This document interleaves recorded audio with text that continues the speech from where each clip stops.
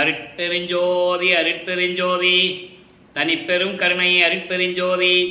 எல்லா உயிர்களும் இன்புற்று வாழ்க, வள்ளல் மலரடி வாழ்க வாழ்க, கொல்லா விரதம் குவளை எல்லாம் ஓங்குக, நல்லோர் நினைத்த நலம் பெறுக, நன்றி நினைத்த எல்லோரும் வாழ்க இசைந்து.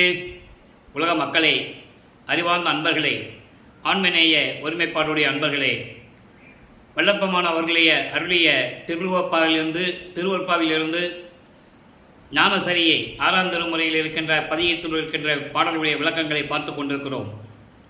ஞானசரியை என்பது மரணமில்லா பெருவாழ்வை தருவது. சுத்த சன்மார்க்கத்தை ஏற்றுக்கொண்டு இறைவன் ஒருவனே, அவன் அருட்பெருஞ்சோதி ஆண்டவர் ஜோதி வடிவில் இருக்கிறார் என்ற நிலையை இறைவனை உணர்ந்து ஏற்றுக்கொண்டு சுத்த சன்மார்க்க நெறிகளை பின்பற்றி கொண்டு நமது வாழ்க்கை முறையை நடத்தினால் கண்டிப்பாக மரணமில்லா பெருவாழ்வை அடையலாம் என்ற நிலையை ஞானசரியிலிருந்து நாம் பார்த்து கொண்டிருக்கிறோம்.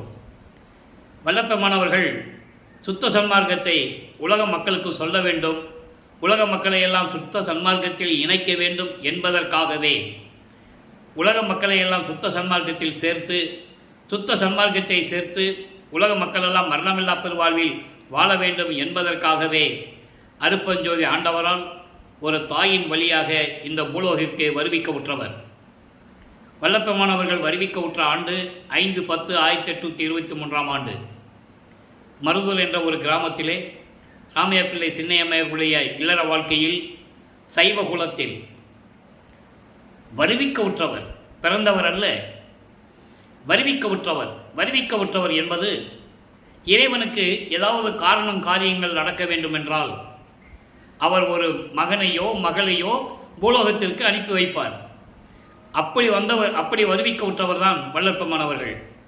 உலகியலுக்காக 51 ஆண்டுகள் தோன்றும் துணையாக இருந்து 51 ஆண்டுகள் இந்த உலக மக்களிடையே இருந்து சுத்த சன்மார்க்கத்தை உலக மக்களுக்கு சொல்லி எல்லோரும் சுத்த சன்மார்க்கத்துக்கு வர வேண்டும், எப்படி உலக மக்களை அழைக்கிறார் என்ற நிலையை தான் நாம் ஞானசரியிலிருந்து பார்த்து கொண்டிருக்கிறோம். சுத்த சன்மார்க்கத்தை பெற்றுக்கொண்டால் மரணமில்லா பெருவாழ்வை நாம் அடைந்து விடலாம் என்ற நிலையை உலக மக்களுக்கு எப்படி கூறுகிறார் என்பதை தான் இந்த பாடலிலே பார்க்க போகிறோம். நல்லா கவனிங்க. ஞானசரியை என்பது அதிலிருந்து தான் சுத்த சன்மார்க்கம் தொடங்குது.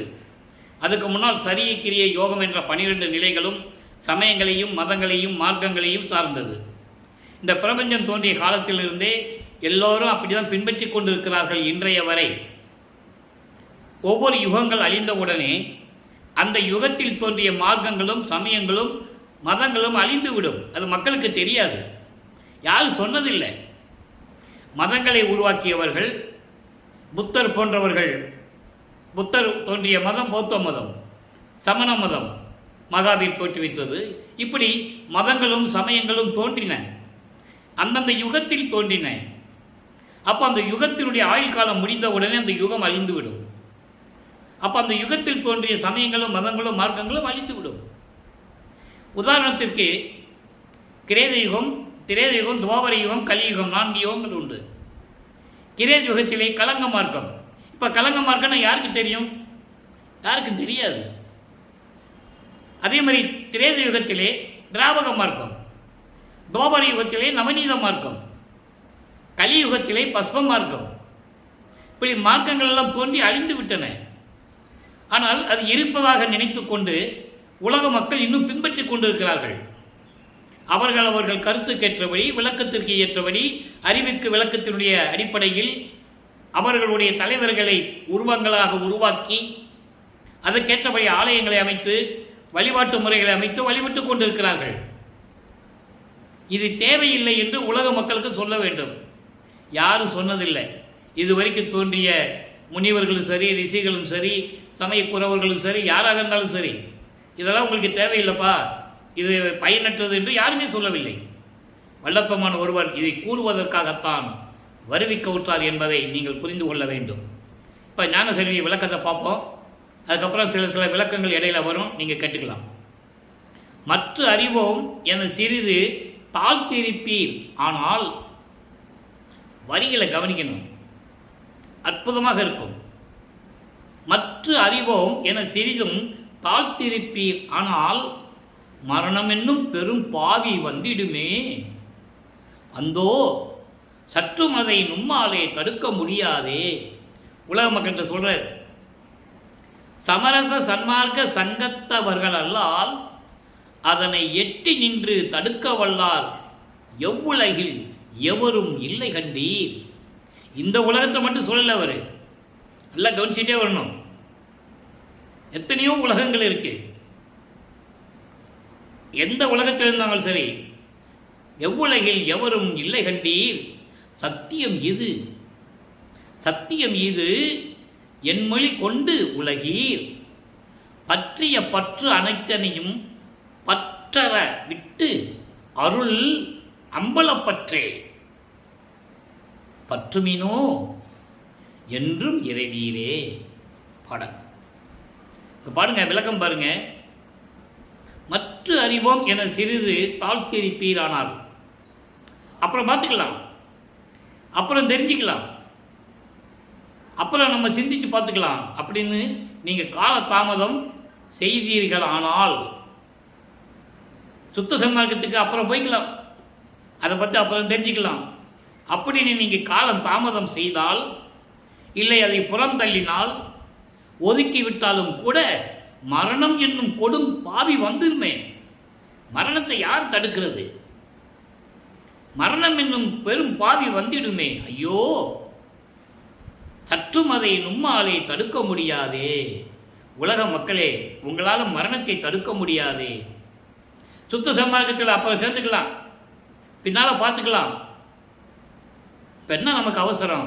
அப்படி நீங்கள் காலம் தாமதம் செய்தாலும் கூட, இல்லை அதை ஒதுக்கி விட்டாலும் புறந்தள்ளினாலும் மரணம் என்னும் கொடிய பாவி வந்துடுமே. அது எப்படி உங்களால் தடுக்க முடியும்? உலக மக்களே, எப்படி உங்களால் அதை தடுக்க முடியும்? மரணத்தை தடுப்பவர்கள் யார்? சமரச சுத்த சன்மார்க்கத்தவர்கள் அல்லால், சமரச சுத்த சன்மார்க்க சங்கத்தவர்கள் அல்லால் அதனை எட்டி நின்று தடுக்க வல்லார் எவ்வுலகில் எவரும் இல்லை கண்டீர். சுத்த சன்மார்க்கத்தில் சேர்ந்துட்டோம்னா, சுத்த சன்மார்க்கத்தில் நம்ம சேர்ந்துட்டோம்னா அவங்க தான் மரணமில்லா பெருவாளையை தடுக்க முடியும். எப்படி? நெருங்க முடியாத அளவிற்கு, எட்டி நின்று நெருங்க முடியாத அளவிற்கு. மரணம் நம்மளை நெருங்க முடியாது, அந்த அளவிற்கு அதை தடுக்கும் வல்லமை படைத்தவர்கள் யாருமே இல்லை. சத்தியம் இது, எந்த உலகிலும் இல்லை, யாரும் கிடையாது, எந்த உலகிலும் இல்லை. தேவர்கள் இருந்தாலும் சரி, ஏனென்றால் பிரம்மன், திருமால், ருத்திரன் போன்றவர்களும் மரணத்தை தழுவியவர்கள். அதே போன்று மதங்களை சேர்ந்த யாராக இருந்தாலும் சரி, மரணத்தை தழுவியவர்கள். அப்போ சுத்த சன்மார்க்கத்தில் இருந்தால்தான் மரணத்தை தவிர்க்க முடியும் என்று மக்களுக்கு தெரிவிக்கிறார் வல்லற்பெருமானவர்கள். அவர் அதுக்காகவே வருவிக்க உற்றவர். இறைவனுடைய மகன், இறைவனாகவே வருவிக்க உற்றவர். அகத்தை கருத்து புறத்தை வெளுத்திருந்த உலக அனைவரையும் சகத்தை திருத்தி, இந்த சமயங்களையும் மதங்களையும் மார்களையும் பின்பற்றி கொண்டு உள்ளத்தில் ஒன்று வெளியில் ஒன்று வச்சுக்கிட்டு சண்டையிட்டுக்கிட்டு முரண்பாடுகளோடு வாழ்ந்து கொண்டிருக்கின்ற மக்களே, இந்த மக்களை எல்லாம் ஒன்றாக திருத்தி, திருத்தி என்பது அவங்களுக்கு சுத்த சன்மார்க்கத்தை சொல்லி தெளிவுபடுத்தி, சுத்த சன்மார்க்கத்தை உணர்த்தி அவர்களையெல்லாம் சன்மார்க்கத்தில் சேர்க்க வேண்டும். சன்மார்க்கத்தை அடைவிக்கடவே அவரும் இகத்தை பரத்தை பெற்று அவங்களும் இந்த உலகத்திலே எல்லா அருள் செல்வங்களையும் பொருள் செல்வங்களையும் பெற்றுக்கொண்டு இன்புற்று வாழ வேண்டும் என்பதற்காகவே என்னை உகத்தே இறைவன் வருவிக்க உற்றேன், அருளை பெற்றேனே. கவனிக்கணும் நீங்க, இந்த உகத்தை என்பது இந்த கலியுகத்தில், கலியுகம் 1900 ஆண்டில் முடித்து விட்டது. ஆனால் வல்லப்பமானவர் வருவிக்க விட்டது கலியுகத்தினுடைய கடைசி கட்டம் 1823 ஆண்டு. அப்போ இந்த கலியுகத்துக்கு நான் எதுக்கு வருவிக்க விட்டேன்? இறைவனால், இறைவனால், இறைவனாகவே வருவிக்க விட்டவன் என்று கூறுகிறார். அதான் இங்கே சொல்றாரு. அப்படி மரணம் வந்துச்சுன்னா சுத்த சன்மார்க்க சங்கத்தில் இருக்காங்கல்ல, சம்சாரிகள், குடும்ப வாழ்க்கையில் இருக்கின்றவர்கள், இல்லற வாழ்க்கையில் இருக்கின்றவர்கள் கூட சுத்த சன்மார்க்கத்தில் இருந்து கொண்டிருக்கிறார்கள். சாதுக்கள், சாதகர்கள், இவங்கள் அனைவருமே அவர்களை தவிர மரணத்தை யாரும் தவிர்க்க முடியாது, எவ்வுலகிலும் இல்லை. பிரம்மன், திருமால், ருத்திரன் யாராக இருந்தாலும் சரி, வானவர்கள், தேவர்கள் யாராக இருந்தாலும் சரி. அதான் வல்லற்பெருமான் சொல்லுவார், செத்து செத்து பிறக்கும் இந்த தேவர்கள் என் முன் வழியிலர் என்று கூறுவார். மக்களிடம் ஏன் அவருக்கு இவ்வளவு பற்று வந்தது? தேவர்கள்லாம் இப்படி இருக்கிறாங்களே, மனிதர்களும் தேவர்கள் ஆகலாமே, மரணமில்லா பெருவாழ்வில் இருக்கலாமே, வல்லமை பெறலாமே, அருளை பெறலாமே. அந்த ஆதங்கத்தில் தானே இந்த பாடல்களை எல்லாம் நமக்கு அருளி இருக்கிறார்கள் என்பதை நீங்கள் உணர்ந்து கொள்ள வேண்டும். மனித பிறவி அற்புதமான பிறவி. இந்த பிறவியில தான் நம்ம சுத்த சன்மார்க்கத்தில் இருக்கணும். இந்த பிறவியில் இல்லாதவங்க, ஏற்கனவே இறந்து போனவர்கள், சுத்த சன்மார்க்கத்தை தெரியாதவர்கள், சுத்த சன்மார்க்கத்தை தெரிந்தும் பின்பற்றாதவர்கள், செத்தவர்கள், இறந்தவர்கள் என்று கூறுவார். அகவழியிலே உண்டு. இவங்களெல்லாம் எழுப்பி கொண்டு வரணும்னு சொல்றாரு. ஏன்னா ஆன்மாக்கள் மீது அவ்வளவு பற்று நமது வளர்ப்புமானவர்களுக்கு. எல்லாருக்கும் சுத்த சன்மார்க்கம் தெரியணும். அதனால தான் செத்தவர்களை எழுப்ப வேண்டும் என்று சொல்லுவார். அப்போ மரணம் வந்துச்சுன்னா இதை தடுக்கிறதுக்கு யாராலையும் முடியாது. சுத்த சன்மார்க்கத்தை சேர்ந்த சங்கத்தவர்கள் எல்லாம் அதனை எட்டி நின்று தடுக்க வல்லார் எவ்வுலகில் எவரும் இல்லை கண்டீர். இது சத்தியம், இது சத்தியம். எனவே நான் சொல்லுவதை கேளுங்கள் உலக மக்களே, என் மொழி கொண்டு உலகீர். நான் சொல்லுவதை கேளுங்கள் உலக மக்களே, நீங்கள் பற்றிய பற்றுகள் இருக்கிறதே, நீங்கள் அனுபவித்துக் கொண்டிருக்கின்ற, உங்களிடம் சேர்ந்து கொண்டிருக்கின்ற பற்றுகள், மாயைகள், மயக்கங்கள், உலக ஆசைகள், மண்ணாசை, பெண்ணாசை, பொன்னாசை போன்ற ஆசைகள், இவங்கள் அனைத்தையும் பற்றிய பற்று அனைத்தையும் உங்களை பற்றி கொண்டிருக்கின்ற இந்த பற்றுகள், மாயைகள், மயக்கங்கள் எல்லாமே இருக்கு. எல்லாத்தையும் பற்று அறவிட்டு இதெல்லாம் நீக்குவது யார்? அருள் அம்பலப்பற்றே பற்றுமினோ. திருச்சற்றம்பலத்தில் இருக்கின்ற இறைவனுடைய அருளால் தான் இது முடியும் என்று நீங்கள் நினைத்து அவனை இறுக பற்றி கொள்ளுங்கள். சுத்த சன்மார்க்கத்திற்கு வந்து சேருங்கள். அதை சொல்றாரு, பற்றிய பற்று அனைத்தனையும் பற்று அற விட்டு அருள் அம்பலப்பற்றை பற்றுமினோ. இறைவனிடம் கேளுங்கள். இதையெல்லாம் நீதானே நீக்க வேண்டும் என் தந்தையே, அருட்பெருஞ்சோதி ஆண்டவரை என்று அவனை பற்றி கொள்ளுங்கள். பற்றுமினோ, அவனுடைய திருவடியை இறுக்கமாக பற்றி கொள்ளுங்கள், விடாதீர்கள். சுத்த சன்மார்க்கத்தில் சேர்ந்து வருங்கள். இப்படி வந்துவிட்டால் என்றும் இறைவீரே. அதான் ஞானசேருடைய விளக்கம். எப்பொழுதும் உங்களுக்கு மரணமே கிடையாது. ஆக நீங்கள் சுத்த சன்மார்க்கத்துக்கு வந்துடுங்க. சுத்த சன்மார்க்க நெறிகள் என்பது சமயங்களையும் மதங்களையும் மார்க்கங்களையும் சாராதது. அது பல வேறுபாடுகள் உண்டு. ஒவ்வொரு சமயத்துக்கும் ஒரு தலைவன் இருப்பார். சைவ சமயத்தின் தலைவன் சிவபெருமான், வைஷ்ணவ சமயத்தின் தலைவன் திருமால், கௌபாரம் முருகன், காணாபத்தியம் விநாயகன், சாகரம் அம்மை, சௌரம் சூரியன், இப்படி பல சமயங்களுக்கு தலைவர்கள் உண்டு. ஆனால் சுத்த சன்மார்க்கத்துக்கு ஒரே தலைவன் அருட்பெருஞ்சோதி ஆண்டவர். ஒரே பெயர், ஒரே இறைவன், ஆதியம் அந்தமில்லா தோன்றிய இறைவன், சுயமாக தோன்றிய இறைவன், இயற்கை உண்மை விளக்க கடவுள் அருட்பெருஞ்சோதி ஆண்டவர். அவனுடைய அருளை பற்றி கொள்ளுங்கள். அவனுடைய அருளால் தான் எல்லாவற்றையும் நீக்க முடியும். இப்படி நீங்கள் சுத்த சன்மார்க்கத்திற்கு வந்து இறைவன் அருளை பெற்றுக்கொண்டால் என்றும் இறைவீரே. எப்பொழுதும் உங்களுக்கு மரணம் கிடையாது. இதான் இந்த பாடலுடைய விளக்கம். இந்த பாடலில் கூறப்பட்ட விளக்கங்களுக்கு அந்த சூட்சமமான விளக்கங்கள் வல்லப்பெருமான் கூறியதை சில பாடல்களில் உண்டு. அதை கூறுவதற்கு நான் கடமைப்பட்டிருக்கிறேன். எட்டி நின்று தடுக்க வல்லார் எவ்வுலகில் எவரும் இல்லை கண்டீர். அதுக்கு விளக்க சொல்லிதான் ஆகணும். பற்றிய பற்று அனைத்தனையும் பற்றர் அருள் அம்பலப்பற்றே, அதுக்கு விளக்கம் சொல்லணும். உய்வகை கூறல் என்ற பதிகத்திலே 101வது பதிகம் உய்வகை கூறல். உய்வகை கூறல் என்பது ஞானசரியிலே எப்படி உலக மக்களுக்கு சொல்கிறாரோ அதே போலதான். உங்களுடைய வாழ்க்கை மேன்மடைய வேண்டும், நீங்கள் மரணமில்லா பெருவாழ்வில் இருக்க வேண்டும் என்ற நிலையை உலக மக்களுக்கு கூறுவது. அதான் உய்வகை கூறல். கவனிங்க, வாரம் செய்த அற்புதமான பாடல் இது. இறைவன் கொடுத்த வழக்கம் நண்பர்களே. ஏற்கனவே நான் கூறுவதுண்டு, இறைவனுடைய புகழையும் இறைவன் என் மீது தயவையும் காட்டினியும் எப்படி எனக்கு அருள் கொடுத்தார் என்பதையும் நான் பல நேரங்களில் கூறியிருக்கிறேன். 5 வருடங்களாக திருவருட்பாவுடைய விளக்கங்களை கூறிக்கொண்டிருக்கிறேன். எனக்கு தமிழ் இலக்கணம் இலக்கியம் படித்தவன் அல்ல நான். எனக்கு தெரியாது.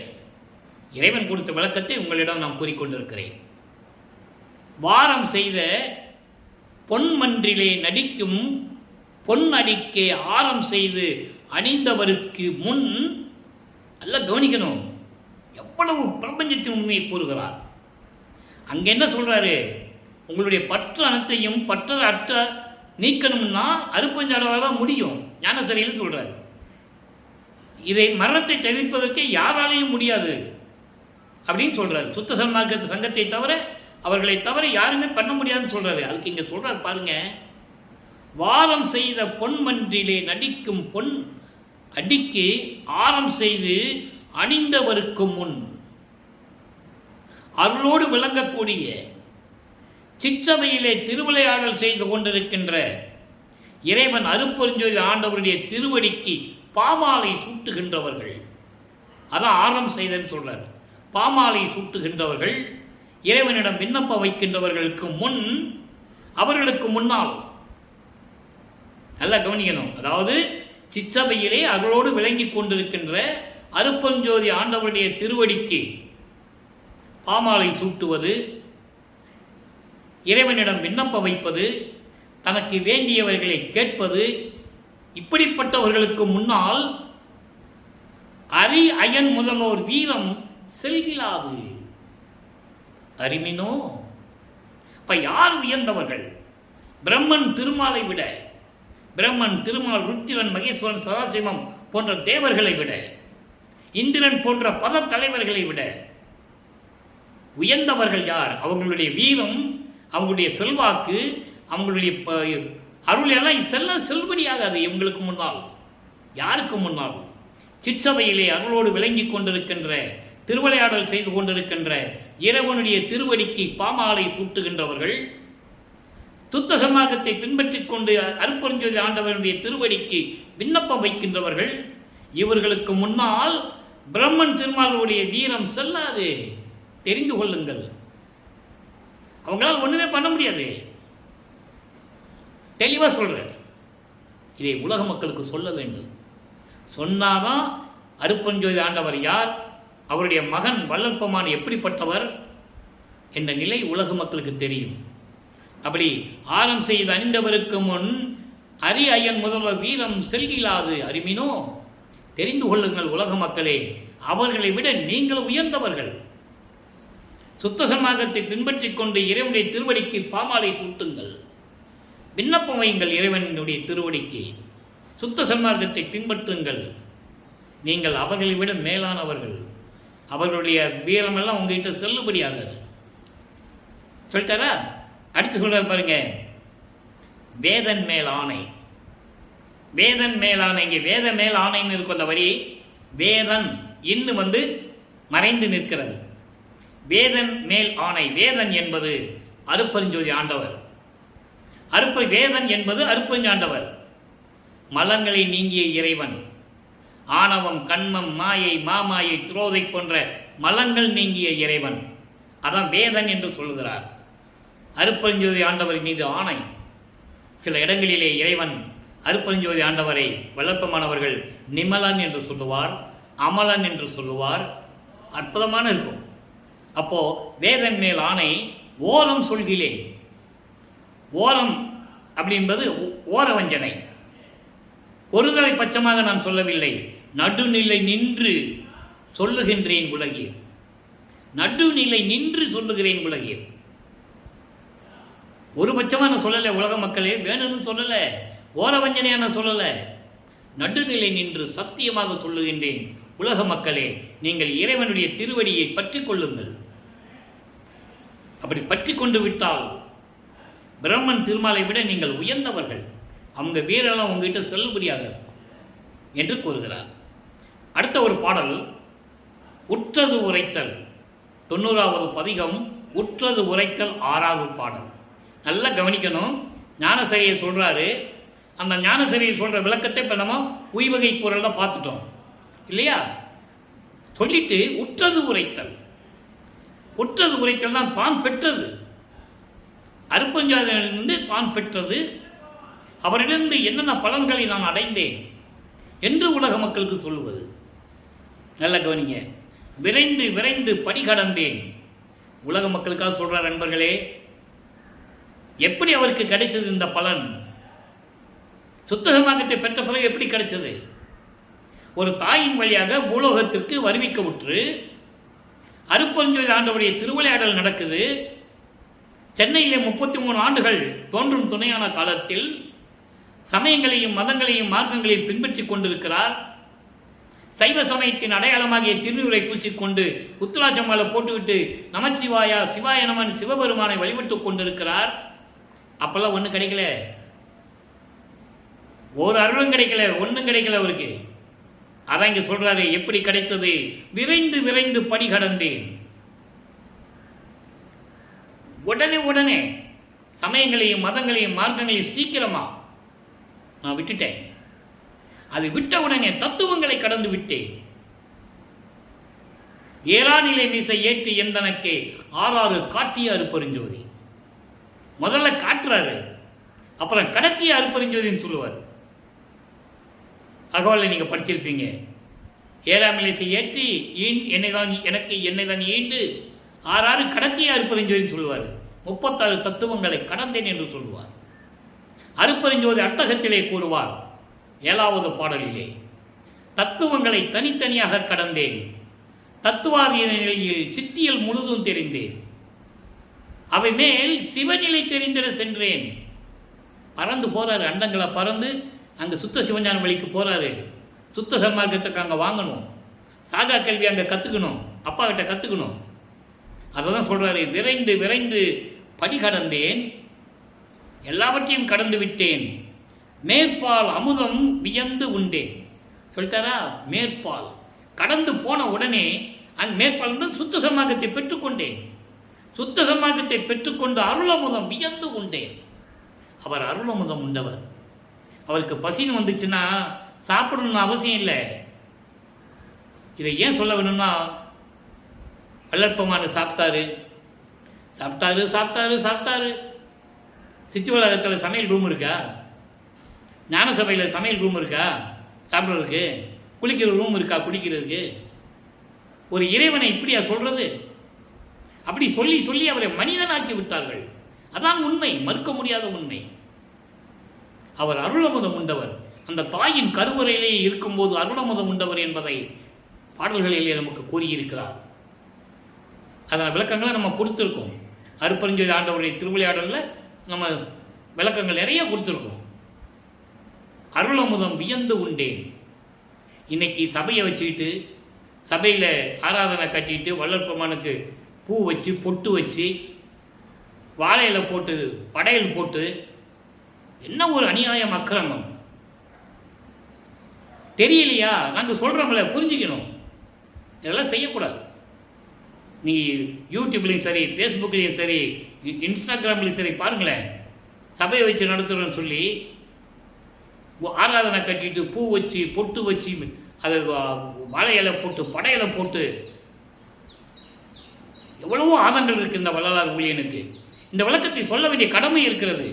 அருளமுதம் உண்டேன்னு சொல்லும்போது அந்த விளக்கத்தை சொல்ல வேண்டி இருக்கிறது. எனவே தயவு செஞ்சு தெரியலன்னா இப்போயாவது தெரிஞ்சுக்கங்க. தீபத்தை வைங்க, மக்களுக்கு வள்ளலையாருன்னு காட்டுறதுக்காவது, இப்படி இருந்தாருன்னு காட்டுறதுக்காவது ஒரு படம் வச்சுக்கங்க. வேண்டாம்னு சொல்லலை, மக்களுக்கு தெரியணும் இல்லை வள்ளலார் இந்த இப்படியெல்லாம் இருந்தாருன்னு மக்களுக்கு தெரியணுக்காக கூட வச்சுக்கங்க, தப்பு இல்லை. ஆனால் சுத்த சன்மார்க்க நெறிகளை பின்பற்ற வேண்டும். அதுதான் உண்மை, அதுதான் சத்தியம். அப்போ அந்த நிலையில் இருக்கும்போது சொல்றாரு, அமுதம் வியந்து உண்டே, கரைந்து கரைந்து மனம் உருக, கரைந்து கரைந்து மனம் உருக, உள்ளத்தில் நெகிழ்ந்து நெகிழ்ந்து மனம் உருகி கண்ணீர் பெருக, கருத்து அலர்ந்தே உள்ளம் மலர்ந்து இதயம் மலர்ந்து வரைந்து ஞான மனம் பொங்க மணிமன்ற அரசை கண்டு கொண்டேன். எப்படி? சத்தியமாக நிச்சயத்துடன் சொல்லுகிறேன், நிச்சயமாக சொல்லுகிறேன், உண்மையாக சொல்லுகிறேன். அதான் வரைந்துன்னு சொல்றாரு, மகிழ்ந்து சொல்லுகிறேன். அதாவது சுப முகூர்த்தம்னு சொல்லுவாங்க. வரைந்துன்னு சொல்கிறதுக்கு சுப முகூர்த்தம்னு சொல்லுவாங்க. நம்ம இப்படி தான் எடுத்துக்கணும். அப்போது மகிழ்ந்து உள்ள மகிழ்ந்து நான் அருட்பெருஞ்சோதி ஆண்டவரை அங்கே நான் கண்டுகொண்டேன் சொல்லிட்டு சொல்கிறாரு. திரைந்து நெகிழ்ந்த தோல் உடம்பும், திரைந்து நெகிழ்ந்த தோல் உடம்பும் செல் பொன் உடம்பாய் திகழ்ந்த நேனே. திரைந்து நெகிழ்ந்த தோல் உடம்பு, நான் இறைவனால் இந்த பூலோகத்துக்கு வரிவைக்க உற்று எடுத்த இந்த மனித உடம்பு இருக்கிறதே, சுருங்கி தொங்கி போய் தோலெல்லாம் தொங்கி போய் சுருங்கி போகும் இந்த மனித உடம்பு இருக்கிற தோல் உடம்பு, இந்த உடம்பை பொன் உடம்பாக, பொன் உடம்பு என்பது சுத்த தேகம், சுத்த தேகமாகி நான் பெற்றுக்கொண்டேனே என் தந்தையிடம். இதெல்லாம் ஏன் சொல்கிறாரு? உலக மக்களுக்கு சொல்கிறாரு, உங்கள் தேகம் இப்படியெல்லாம் இருக்கணும். தேகம் தோல் சுருங்கி அப்படி தளர்ந்து போய் அப்படிலாம் இருக்கக்கூடாது. அப்போது சுத்த தேகமாக மாறணும்னா சுத்த சன்மார்க்கத்துக்கு வரணும். சுத்த சன்மார்க்கத்துக்கு இறைவனை ஏற்றுக்கொள்ள வேண்டும், அருட்பெருஞ்சோதி ஆண்டவரை. அவர்தான் உண்மையான கடவுள். பல மதங்கள், சமயங்கள், மார்க்கங்கள் அவங்களுடைய மதங்களுக்கு இவர்தான் கடவுள் என்று கூறுகிறார்கள். அது அவர்களுடைய சுதந்திரம், அதை நம்ம குறுக்கிட முடியாது. இதெல்லாம் உலக மக்களுக்கு தெரிய வேண்டும் என்பதற்காக தான் திருவருட்பாவை மக்களுக்கு அருளினார்கள். ஒன்று நல்லா கவனிங்க, சில விளக்கங்கள் கூறும்போது சில விஷயங்களை கூற வேண்டிய கடமை இருக்கிறது. எல்லா நூல்களும் 2ஆம் நூற்றாண்டில் தோன்றியது, 4ஆம் நூற்றாண்டில் தோன்றியது, 7ஆம் நூற்றாண்டில் தோன்றியது, 6ஆம் நூற்றாண்டில் தோன்றியது, அதை இயற்றியவர்கள் யார் யார் என்பதையெல்லாம் லிஸ்ட் போட்டு சொல்லுவாங்க. ஏன் 19ஆம் நூற்றாண்டில் உருவான திருவருட்பாவை ஏன் மக்களிடம் சொல்லவில்லை? யோசனை பண்ணி பாருங்க. இதில் உள் நோக்கம் இருக்கிறது, இதில் உள் நோக்கம் இருக்கிறது. ஏனென்றால் எல்லாருமே சமயங்களையும் மதங்களையும் மார்க்கங்களையும் பின்பற்றி கொண்டிருப்பவர்கள். திருவருட்பா அப்படி அல்ல. அதெல்லாம் தேவையில்லை என்று சொல்லக்கூடிய ஒரு நூல், அருள் நூல். அதான் திரு அருட்பா என்று பெயர் வைத்தார் வல்லற்பமானவர்கள். அருளோடு விளங்கக்கூடிய நூல். ஏன் உலக மக்களுக்கு சொல்லலை? சொல்லிட்டோம்னா சுத்த சன்மார்க்கத்தை பற்றி தெரிந்து கொள்ளுவார்கள். மதங்களும் சமயங்களும் மார்க்கங்களும் அழிந்துவிடும். எனவே அதை சார்ந்தவர்கள் இதை மறைத்தார்கள். மேடைகளிலே பேசும்போதும் சரி, சுத்த சன்மார்க்கத்தை யாரும் பேசுவதில்லை. சும்மா 19 பேசிட்டு மருதூரில் பிறந்தார், சென்னைக்கு போனார், ரோடு வழியாக போனார், ரோட்டில் திரிஞ்சார், அப்புறம் அங்கே போனார், இங்கே போனார், கடைசியில் தர்மசாலையை வச்சார், அதுக்கப்புறம் எல்லாமே மாட்டு வண்டியில் போனார், அப்புறம் சித்தி விழாவுக்கு போனார், கடைசியில் ரூமை பூட்டிட்டு காணாமல் போயிட்டார், மறைஞ்சு போயிட்டாருன்னு சொல்லுவாங்க. எவ்வளோ பெரிய அபத்தம், எவ்வளோ பெரிய ஒரு பொய். அவர் சொல்கிறாரு நான் எங்கே இருக்கேன்னு. சித்தி விழாவில் இருக்கார், இப்போவும் அங்கே இருந்துட்டு தான் பிரபஞ்சத்தை இயக்குறாருன்னு சொல்கிறாரு. அப்போ இதை மறைத்ததற்கு காரணம் என்ன? கூட இருந்தவர்கள், அவர் தோன்றும் துணையான காலத்தில் கூட இருந்தவர்கள் சொல்லியதனால் நம்பினார்கள். கூட இருந்தவங்க சொன்னாங்கப்பா, அப்படிதான் சொன்னாங்க, கூட இருந்தவங்க சொன்னாங்க, அதை நம்ம ஏற்றுக்கலாம். மறுப்பு சொன்னது யார்? நல்லா புரிஞ்சுக்கணும். இது பாடல்களில் இருக்கின்ற உண்மை. இந்த ஊழியன், இந்த வள்ளலார் ஊழியனுடைய கருத்து அல்ல, பாடலில் இருக்கின்ற கருத்தை உலக மக்களுக்கு தெளிவுபட கூறக்கூடிய கடமை இந்த வள்ளலார் ஊழியனுக்கு இருக்கிறது என்பதை நான் சொல்லிக்கொள்ள கடமைப்பட்டிருக்கிறேன். யார் கேள்வி கேட்டாலும் பதில் சொல்ல தயாராக இருக்கிறேன். எல்லா விளக்கங்களும் திருவருட்பாவில் இருக்கிறது, யாரும் மறுக்க முடியாது, மறைக்கவும் முடியாது. எல்லா பாடல்களும் உண்டு. ஆக இதை ஏன் கூறுகிறேன் என்றால் என்னுடைய ஆதங்கம், இதை கூற வேண்டிய கடமை இருக்கிறது. ஏன்னா சுத்த சன்மார்க்கம் யாருக்கு தெரியாதே. சும்மா எல்லாரும் மாதிரி வடலூருக்கு போயிட்டு வரல, எல்லா கோயிலுக்கு போகிற மாதிரி போயிட்டு வரலான்ட்டு தானே வராங்க. அதனுடைய நோக்கம் என்ன? இப்போ சபைன்னா சபைக்கு எப்படி வரணும்? கொலையும் புலையும் தவிர்த்து வர வேண்டும். இறைவன் ஒருவனே என்ற நிலையை ஏற்றுக்கொண்டு வர வேண்டும். சைவ நெறியில் இருக்க வேண்டும். உயிர் இரக்கம் வேண்டும். தயவும் கருணையும் இருக்க வேண்டும். உயிர் மீது தயவும் கருணையும் இருக்க வேண்டும். எல்லா உயிர்களும் ஒன்றுதான் என்ற நிலை உள்ளத்தில் நினைத்து கொள்ள வேண்டும். அந்த நிலையில் இருந்தால் தான் வடலூருக்கு வர வேண்டும். அதை சித்தி வளாகத்துக்கு செல்லும்போது, திருவரைக்கு செல்லும்போது இறைவன் இங்குதான் இருக்கிறான் என்ற நினைப்பு மனதில் இருக்க வேண்டும். அதை உருவாக்க வேண்டும். இதுவரை யாரும் சொன்னதில்லை. ரொம்ப கதவை சாத்தினாரு, மறைஞ்சிட்டாரு. இதுதான் சொன்னாங்க, இதான் சொல்லிட்டு இருக்காங்க. திருவரை அவர் மறைஞ்ச இடம் அப்படி சொல்லக்கூடாது. மகனோடு இறைவன் வந்து கலந்து கொள்கிறார். தந்தை அருப்பஞ்சோதி ஆண்டவராகிறார்கள். அருப்பஞ்சார மகனை கூப்பிடுறாரு, உனக்கு உலகம் இருக்கு வா மகனேன்னு. அவன் நான் வர முடியாது, நான் இங்கே தான் இருப்பேன்றாரு. இது என் உலகம், என் மக்கள், என் மக்களை விட்டு நான் ஒரு கணமும் நான் இருக்க மாட்டேன். தெளிவாக சொல்றார். பாடல் உண்டு. ஆக அன்பர்களே, இந்த விளக்கங்களாம் நீங்கள் தெரிந்து கொள்ள வேண்டும். இது கதையாகவோ கற்பனையாகவோ சொல்லுவதல்ல. திருவருட்பாவில் இருக்கின்ற அத்தனை உண்மைகளும் இதில் உண்டு. சத்தியம், இது சத்தியம், பொய்யல்ல. எனவே நீங்களாம் சுத்த சன்மார்க்கத்தில் இணைந்து அருப்பஞ்சோதி ஆண்டவரை ஏற்றுக்கொண்டு ஒளி வடிவில் இருக்கிறார். தீப வடிவத்தில் ஒரு மண்ணகல் விளக்கிலே தீபமேற்றி தீபத்து முன்னால் அமர்ந்து கொண்டு தந்தையிடம் எப்படி பேசுவோமோ குழந்தைகள், அதுபோல தந்தையிடம் பேசுங்கள், பேசுங்கள், கேளுங்கள். கொடுப்பதற்கு தயாராக இருக்கிறார். எனவே சைவ நெறியில் இருந்து கொண்டு இறைவனை வணங்கி அருப்பெருஞ்சோதி அருப்பெருஞ்சோதி தனிப்பெருங்கருணை அருப்பெருஞ்சோதி என்ற மகாமந்திரத்தை சொல்லி இறைவனை வரவழைத்து இறைவனிடம் அருளையும் செல்வங்களை எல்லாம் பெற்றுக்கொண்டு நீங்கள் இந்த வையகத்தில் வாழ்வாங்கு வாழ வேண்டும், நோயற்ற வாழ்வில் வாழ வேண்டும், மரணமில்லா பெருவாழ்வில் வாழ வேண்டும் என்று இறைவனுடைய தயவோடையும் கருணையோடையும் இறைவனுடைய ஆசி பெற்றவன் என்ற உரிமையில் இந்த வள்ளலார் ஊழியன் கேட்டுக்கொண்டு விடைபெறுகிறேன். நன்றி, வணக்கம். அருப்பெருஞ்சோதி அருப்பெருஞ்சோதி தனிப்பெருங்கருணை அருப்பெருஞ்சோதி. நாளையும் ஞானசரிய விளக்கம் வரும். கண்டு மகிழ்ந்து கேட்டு இறைவன் அருளை பெற்றுக்கொள்ளுங்கள்.